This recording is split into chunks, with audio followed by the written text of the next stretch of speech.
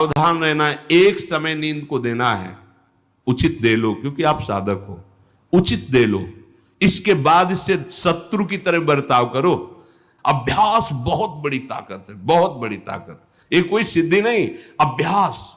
आपने यदि अभ्यास किया है, नींद का आदर किया है, तो आप ऐसे भी हैं, साधकों के सामने ही बताया था उन्होंने कि मुझे बस भोजन पवा दो तो मैं सो जाऊंगा, फिर भोजन पाऊंगा, फिर सो जाऊंगा, मेरा अभ्यास इतना दृढ़ है। वह धन्य है आपका जीवन जो ऐसा अभ्यास सिद्ध कर लिया है। अरे बर्बाद करने के लिए सोना थोड़ी है। तो यहां कह रहे हैं अति निद्रा, उचित निद्रा आवश्यक है। जब तक शरीर भाव में साधना हो रही तो जरूरी है। और ईर्ष्या, दूसरे की बढ़ोतरी देखकर जो ईर्ष्या होती है, जो जलन होती है, ये उपासक को उपासना में बढ़ने नहीं देती। इसको संभालिए। एक ही उपाय है, जिस पे ईर्ष्या हो भगवत भाव कर। आपको जान नहीं पा रहा हूं, फिर भी मेरे अंदर में आपके प्रति, आपके ही प्रति है, क्योंकि आप ही हैं ना। प्रभु मेरा सुधार कर दो, बहुत जल्दी सुधार हो जाएगा। मोह, भले परिवार में रह रहे हो, पर इतनी तो बात समझ लो, ना वो तुम्हारे हैं ना तुम उनके हो। ये तुम्हें समझ में भले ना हो, पर डाल लो। सुत बनितादि जान स्वार्थ रत, ना करुण नेह सभीते, अंत ही तो ही तजेंगे पामर तू न तजय बहीते। जैसे आप स्टेशन में होते हो तो किसी से मोह थोड़ी करते हो, बैठे हैं सब आसपास, कोई चाय पी रहा है, कोई हंसी मजाक कर रहा है, बातें कर रहे हैं, सब मिलान हो रहा है। गाड़ी आई, किसी से कोई मतलब नहीं, अपनी गाड़ी में। ऐसे ही जैसे प्याऊ में हम खड़े हैं, भीड़ है, पानी पिया, चल दिया।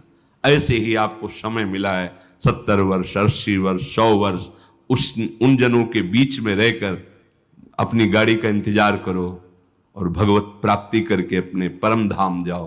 पर अगर नहीं समझ पाए तो ये माया ऐसा लगती, मेरा पुत्र, मेरी पत्नी, मेरा परिवार, मैं, पूरा समय चला जाता है। फिर जिनको तुमने मैं करके, अब वो अंतिम समय दिखाई देता है, कोई अपना नहीं, कोई अपना नहीं। अभी मतलब आप तो अपने ही घेरे में हैं, जैसे अपने लोग भ्रमण किए तो देखा है, रो रहे हैं, उनके परिवार वाले उनसे बात भी नहीं करते। अवस्था ऐसी है कि डंडा के सहारे 2-4 कदम चल सकते हैं, और वस्त्र मल से कौन साफ करे उनका। ऐसी, ये नहीं कि वो किसी एक की बात हो, इस स्वार्थी संसार कोई किसी का नहीं। तो हम ये नहीं कहते कि भाग जाओ, हम ये कहते उन्हीं के बीच में रहकर उनके हृदय में विराजमान प्रभु से अनुराग करो, ना कि देह से। देह एक सीमित समय वाला है, तुम्हारा भी और उनका भी छूटेगा। भगवत भाव करके खूब प्रेम करो, खूब सेवा सबकी करो। भगवत भाव विहीन आसक्ति तुम्हारे पतन का कारण बन जाएगी, जिसे मोह कहते हैं। मोह सकल व्याधिन कर मूला, ये मूल है, ये बहुत दुख देने वाला है। तृष्णा, भोगे हुए भोग को बार बार भोगने की इच्छा का नाम तृष्णा। ये डाइन है, इसे शास्त्रों में कहा गया है, ये डाइन है, कभी आघाती नहीं है। ये तृष्णा रूपी डाइन सबके हृदय में बैठी है। हर भोग को बहुत बार भोगा फिर भी भोगने की चाह, इसी का नाम तृष्णा है। और कायरता, जो नहीं होना चाहिए उसमें बहुत उत्साहित है, जो करना चाहिए, जो होना चाहिए उसमें, उसे कायरता कहते हैं। ये कायरता साधक में अगर है तो परमार्थ विहीन कर देगी। दूसरों के गुणों में दोष देखना और निंदा करना, द्वादशैते महादोषा, ये महान दोष है। धृतराष्ट्र जी से कह रहे सनत सुजात जी, इन्हीं दोषों के कारण हृदय में बैठे हुए भगवान का साक्षात्कार नहीं होता। ये प्राणों का नाश करने वाले, ये प्रज्ञा का नाश करने वाले, ज्ञान नेत्रों को ये ढक देने वाले दोष हैं। शोक, क्रोध, लोभ, काम, मान, अत्यंत निद्रा, ईर्ष्या, मोह, तृष्णा, कायरता, गुणों में दोष देखना और निंदा करना, ये 12 महान दोष साधक की साधना का नाश करने वाले हैं। भगवत अनुभव इन्हीं के कारण नहीं हो पाता। भगवान हृदय में है पर हमें अनुभव क्यों नहीं होता? इन 12 दोषों के कारण। राजेंद्र जो लोलुप पुरुष, क्रूर कर्म करने वाला, कठोर वाणी बोलने वाला, कृपण स्वभाव वाला, मन ही मन दूसरों के प्रति जलने वाला और अपनी प्रशंसा करने वाला है, वो निश्चय ही भगवत मार्ग में नहीं चल पाता है, भगवत मार्ग का वर्ण नहीं कर पाता है।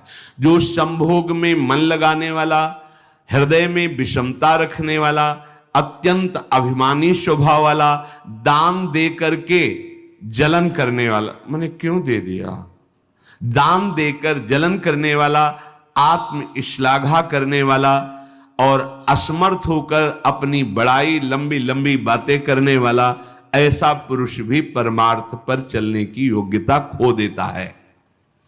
सच्ची हो या झूठी निंदा करनी ही नहीं है।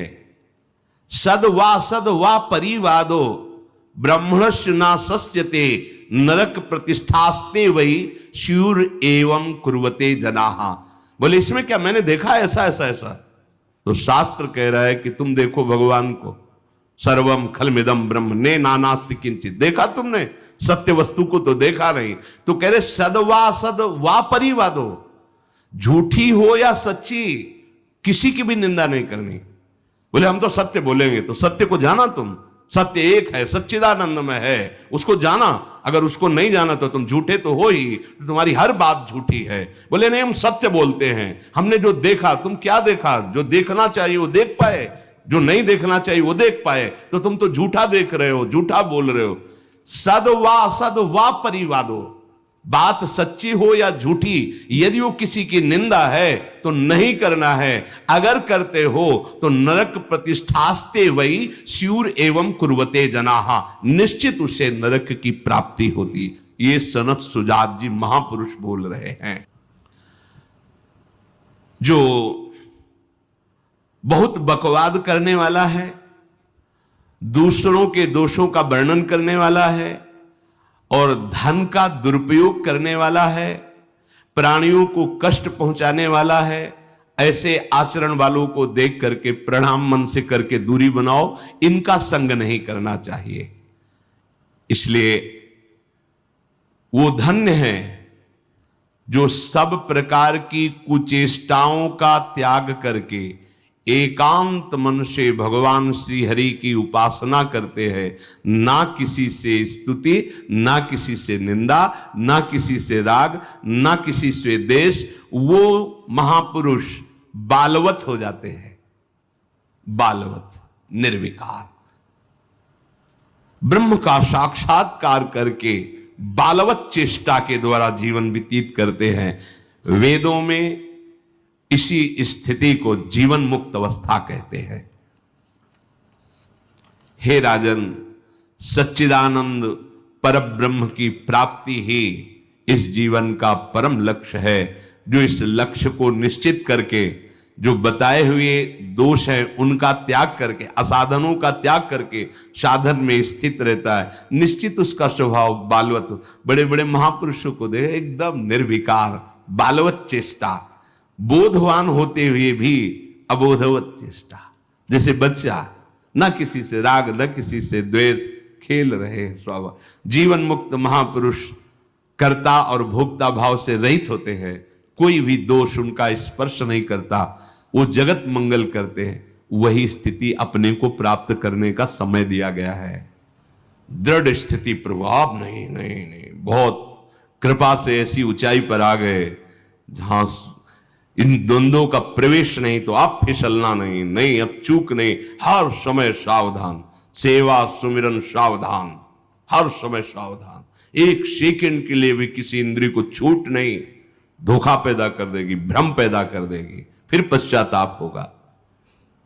लोक चतुर्दश बहुविधि भटक्यो, स्वार्थ लगी मैं हरि बिसरायो। 14 भुवनों में स्मृति जागृत है, जो भगवत साक्षात्कार करने की स्थिति है, उसमें ऐसी स्मृति सब दिख, जैसे काकभूषण जी कह रहे, मुझे सब कल्पों का याद है। जिस समय अंतिम समय होता है जीव का, या जिस समय गर्भ में होता है, दोनों स्थितियों में गर्भ में उसे बहुत जन्मों की याद आती है, तो वो व्याकुल हो जाता है। ऐसे ऐसे कर्म उनके परिणाम से इस गर्भ में, एक बार प्रभु एक बार मुझे निकाल दो, मैं जाकर के मानव देह में ऐसे सत्कर्म करूंगा, ऐसा भजन करूंगा कि दोबारा मां के गर्भ में ना आना पड़े। जब अंतिम समय होता है तो जितने इस जन्म में दुष्कर्म या सत्कर्म के सब सामने घेर लेते हैं, बहुत जन्मों के कर्म संस्कार छा जाते हैं, और जो उसको योनि मिलनी होती है वही चित्त अटक जाता है। आगे बहुत सावधान, बहुत सावधान। कह रहे हरिराम व्यास जी, 14 लोकों में घूम कर, मेरी स्मृति इस समय जागृत, 14 लोकों में घूमा हूं, हर जगह सुख भोग की लालसा में हरि का विस्मरण ही होता रहा। हरि का स्मरण कब होता है अखंड? जब लौकिक सुखों की, भोगों की चाह खत्म हो जाती है। होगी कैसे? भगवान नाम जप से। हरि का विस्मरण कब होता है? जब किसी भी भोग में महत्व करके भोग रहे होगे, उस समय हरि, और अगर हरि स्मरण है तो उसमें सुख नहीं मिल सकता, क्योंकि सत्य प्रकाश तुम्हारे साथ है। इसीलिए बड़े भाग्यशाली जन हैं जो रात दिन नाम का पहरा बैठा लिए हैं। रात दिन नाम, उठे बैठे चले फिरे स्मरण परायण, बड़े महत भाग्यशाली। ये जो लोग कहते हैं ना, नाम में रुचि नहीं हो रही, नाम चल नहीं रहा, भाई सिद्ध तो नहीं हो गए ना। रुचि तो भोगों में है, अब नाम अरुचि पैदा करेगा भोगों में, फिर नाम में जब रुचि आएगी तो नामी का रूप झलकेगा। धैर्य पूर्वक जपिए। 14 भुवनों में घूम आया, इसी स्वार्थ ने, सुख भोग की लालसा ने हरि विस्मरण कराया। हरि बिसरायो। करोड़ों ऐसे अपराध किए जन्म जन्मांतरों में, जिन्हें ब्रह्म हत्या कहते हैं।